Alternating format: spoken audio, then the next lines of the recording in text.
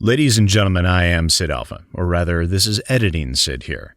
I don't often do this, especially at the outset of the video. However, due to the subject matter contained herein and due to fresh changes to the YouTube algorithm coupled with my own anemic upload rate, this video will be heavily throttled at all levels. I would ask you, given the nature of the topic at hand, that you do share this video. Spread the word wherever you can as well. It is a subject that does need eyes on it. Thank you in advance. I try to earn the faith people place in me, and I hope I live up to that here.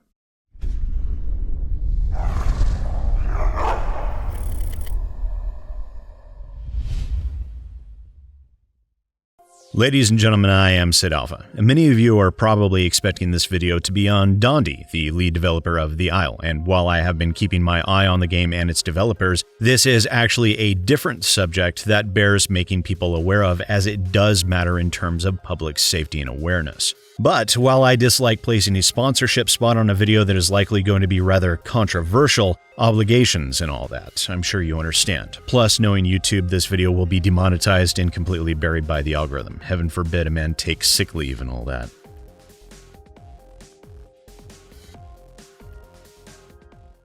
Yes, that's right, I have a weekly sponsor because YouTube is YouTube, and because everyone, including the sponsor, enjoyed my little jab at Raid Shadow Legends, we'll continue that in an ongoing tradition by introducing you to the poorly photoshopped by me, Ridge Shadow Wallet. Ridge Shadow Wallet is light, sleek, and industrial. The little guy does fit easily in your front pocket, and as many people were asking, I can myself attest to these guys being RFID blocking. A Ridge Shadow Wallet provided me with my own, and I chose the carbon fiber pattern wallet because uniform branding is a thing. There are over 30 colors and styles to choose from, as well as phone cases, a Ridge Shadow knife, and even Ridge Shadow bags. The Ridge Shadow Wallet comes with a lifetime warranty, and the team is so confident in their Shadow Wallets that they will let you test drive it for 45 days. If you don't like it, simply send it back for a full refund. Get 10% off today with free worldwide shipping and returns by going to ridge.com/SidAlpha and use the code SidAlpha. Link is in the description below. Disclaimer: Ridge Shadow Wallet not to be confused with any terrible mobile games.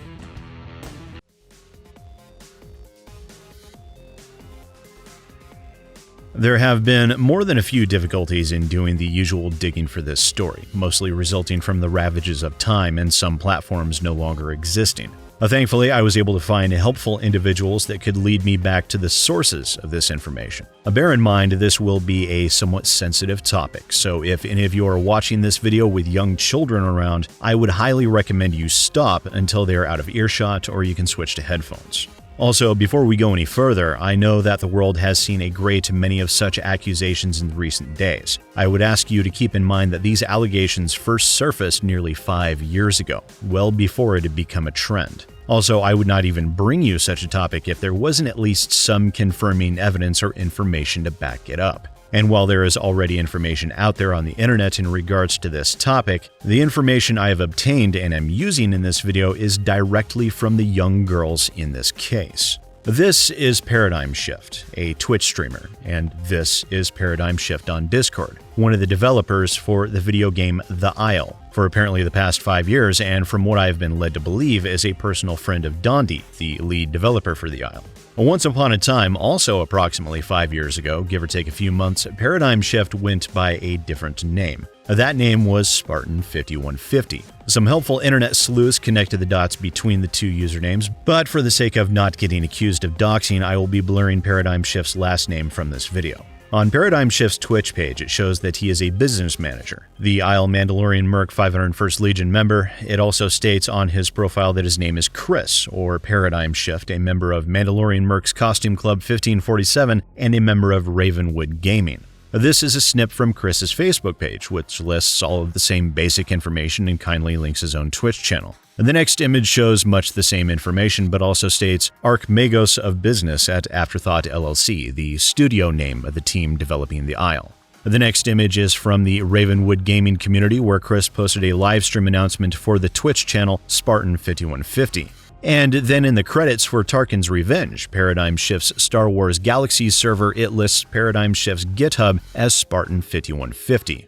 And just to tie things back around, on ParadymShift's YouTube channel About section, it does show that he runs the Tarkin's Revenge server. Also, a much simpler image, ParadymShift's Reddit username shows as Spartan5150 with the ParadymShift Twitch stream and Instagram being listed. Also, this little rabbit trail is basically unnecessary because in one of the Taco and Banana posts made by ParadymShift, he quite literally said, quote, "Hey TNB, Spartan5150/Paradigm here to drop you a quick line."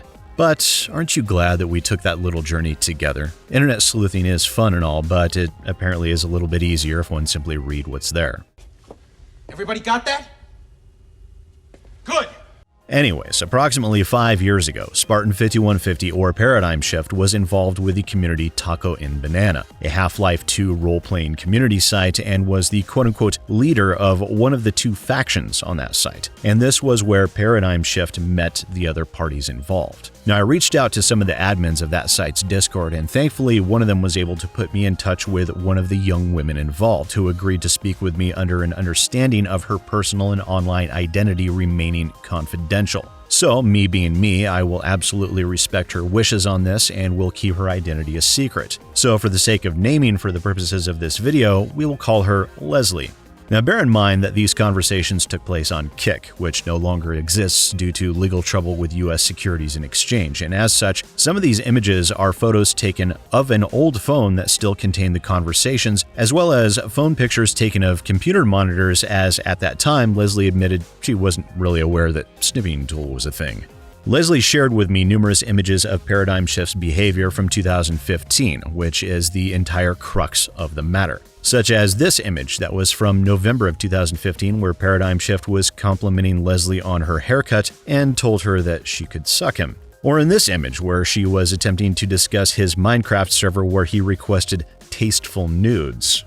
Also, ParadymShift commenting on how attractive Leslie looked in her business attire as she was in a business club in high school, followed immediately by his asking when she would be able to pleasure him orally. Another image was sent to me of this same conversation segment that will be a little bit clearer to see. Or this one where he wanted to get a handful of Leslie's hair while she was on her knees, another clear indication of oral intercourse. Then we have this one where he expressed a hope that she had sent him a picture of her thighs, alluding back to the image about her in business attire. And of course, the most talked about one where he out of the blue sent her a rather revealing photo unsolicited after apologizing for a disagreement, followed by the statement, "I regret nothing." This was sent to me unredacted, however, I chose not to show revealing imagery on my YouTube channel for very obvious reasons. Leslie stated quite emphatically that these were unwelcome advances on his part, that she never sent him any revealing images in return, and that she had attempted to dissuade him from these advances while admitting that he was not outright confronted, which was due to the power dynamic involved from the Taco and Banana site. And normally this could be passed off as bad behavior on his part. However, the reason why this is such a problem is that she was a minor at the time. Now, I did confirm this with Leslie as she furnished me with a copy of her current driver's license that she was indeed born in April of 1999. That means that she was 15 and 16 years old at the time those interactions occurred. And also, it would seem that ParadymShift was well aware of this fact that Leslie was a minor, and yet he continued to engage in such behavior. Leslie also informed me that she was not the only one he had attempted this with, and there was another girl as well in that Kik group, and put me in touch with that second girl as well. Unfortunately, that girl did not retain any of the old Kik conversations, but was able to confirm with me that while he did engage in similar behavior with both girls, Leslie was the one he was focused on, although that image was sent to both of them and both were 16 years of age at that time. The second girl, let's call her Sally, had the following to say. Most of his actions were at Leslie. He had an eye for her. I was just in part of the group chat, and while some of it was at me, it was mostly to Leslie. If he was drunk, you knew you were going to be hearing from him a lot. He would get very sexually demanding. He liked to ask for leg photos or photos of her in business attire. She was in a club in high school that was a business club. There's a running joke at Tacos and Banana about getting the Spartan treatment because he told me that my pale skin would look great tied up in silk ropes. He just seemed to like the feeling of having little girls as pets and enjoyed acting dominating to him. He was 25 and I was 16 and Leslie was 15. This was made public within the Taco and Banana community in early 2016 and, which one could imagine, caused quite a stir. Sally had saved some extremely long Steam conversations in 2016, however, unfortunately, those are simply copy-paste, and as such, don't really count for much in terms of evidence. However, those documents have remained unmodified as of 2016 and really speak more to the extreme backlash Sally had received from a couple of people at that time. In this first image where Sally is the poster Matangi, in it, the user that goes by Pew is essentially calling her out for not being more direct with ParadymShift and shutting him down, and that her revealing that information to one of the members of the site, who later revealed that issue to the admins, which, by the way, I feel that he was absolutely correct for doing so, could potentially ruin ParadymShift's life. And on the continuation of that, Sally rightly called Pew out for his statement saying, "Wait, so you're more disappointed in me than the 25-year-old man who kept doing what he did to 16-year-old girls despite them telling him it is weird or ignoring it to our best abilities, and then finally actually telling somebody in private as a friend, not expecting the outcome that happened even though this would never have happened if Spartan didn't send his fucking cock." Which it was also stated further along that ParadymShift attempted to blackmail Sally, holding her position within the community as leverage against her. Now, in response to some of this information resurfacing of late, ParadymShift has privated his Twitter profile, and yes, I know, he follows me on Twitter. That's actually why I was able to DM him for his side of the story. And before anyone says it, yes, I'm well aware that my introductory manner definitely needs some work. I'm still a bit of a bull in a china shop in that way.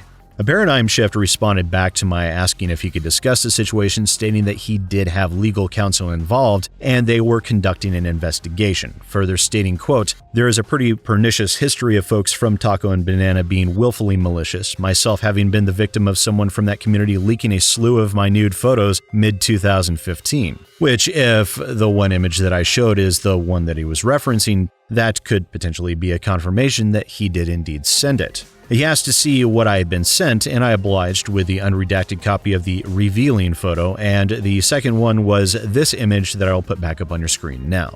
Now, he responded with, "This is likely something council is going to have to look into, and a response from them will follow. I want to meet this head on since I've devoted much of my life to removing missing stairs." Okay, and working with sexual assault and sexual abuse victims. Which I will note that while is not confirming the accusations, he's not denying them in any way either, preferring to rely on legal counsel to make any statement, which, let's be honest, is not a foolish thing to do in the slightest. Now, I agreed to a 24-hour hold, an admittedly extremely brief window of time, and as I have not heard back from them, I will be posting a follow-up video as soon as I have their response. Also, as there has been some backlash from the community on the Isles Discord, a member of the team posted the following. "Hey Islanders, for the sake of honesty and transparency, I'd like to take a minute to let you all know that we're aware of the rumors being propagated against a member of our staff and that we're currently in the process of exploring all available avenues to both correct the fallacies brought about by this situation and defend those that are impacted by it. While this is actively being worked upon, we ask that you remain respectful and decent in the community Discord and other social media outlets, and would also strongly urge for you to stay away from any and all involvement with those trying to instigate, propagate, or otherwise take advantage of the scenario with a negative result or malicious intent in mind." And here's Editing Sid back again, as after word had reached back to Dondi that I would be making a video on this, he reached out to me to get some additional information on this situation. I provided him a 30,000-foot view of my findings, and as a result of that discussion, the moderators over at the Isle Discord have announced the following. In regards to the claims involving ParadymShift, we are placing him on leave from the Isle pending the outcome of a legal investigation into the events alleged to have occurred in 2015 and the circumstances therein. The safety of our community is our top priority. During this time, please respect the privacy of all parties involved. In addition, it has been asked of me if the Isle's attorneys could contact me, to which I agreed and forwarded my email address. So now I can expect contact from 2 legal entities, and I will be keeping everyone up to date as to the results of those conversations. Now, back to the video as it was previously recorded.